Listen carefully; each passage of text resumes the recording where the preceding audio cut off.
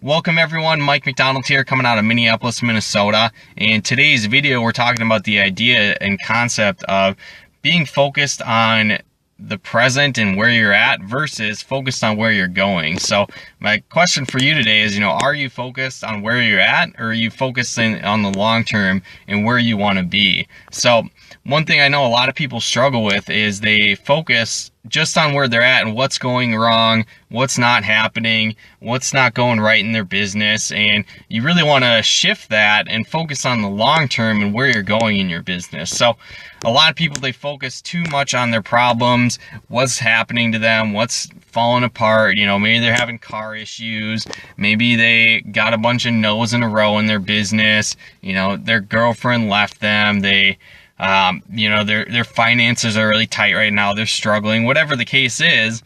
How is that, if you're focused on that, how is that going to propel you towards your goals?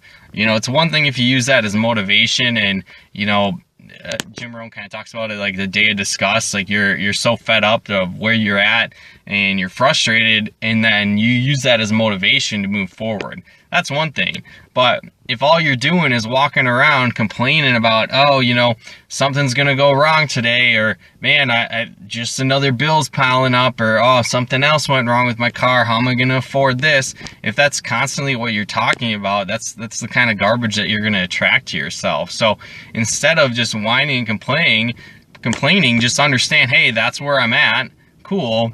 Now what can I do to move forward? You want to become a solution finder and be constantly focused on how can I change the situation? Or again, maybe you are frustrated, maybe things are going wrong. Great. What can you do to use that to your advantage and propel yourself forward? So for example, maybe you're struggling with inviting in your business. People aren't taking you seriously, or you're talking to your friends and they're blowing you off. They're not showing up for your appointments. Well, you can use that as feedback as okay, great. Well, I'm struggling right now, but this just means I need to work on my skill set. Great. I found a weakness that I can improve on. What can I do now to make that better? Well, if you're struggling with inviting, for example, you can head on over to CoachMikeMcDonald.com and just enter your name and email, and you're going to get access to my free audio training on the 14 proven keys to inviting for your business. So if that's one thing, for example, you might be struggling with, head on over to that, enter your name and email. You're going to get a free audio training that's going to teach you how you can invite professionally, how you can invite through Facebook, how you can invite your warm market, people that you've just met, transition into your business without being weird. That with proven scripts and strategies that work to show people your business the right way. And again, then it just becomes a numbers game. If you know the right way to prospect, the right way to invite, it's going to take your business to the next level. So that if that's one thing that you're focused on of what you're doing wrong, change it and make the decision to learn that skill set and look long term, and think about how awesome it's going to be once you know how to properly invite.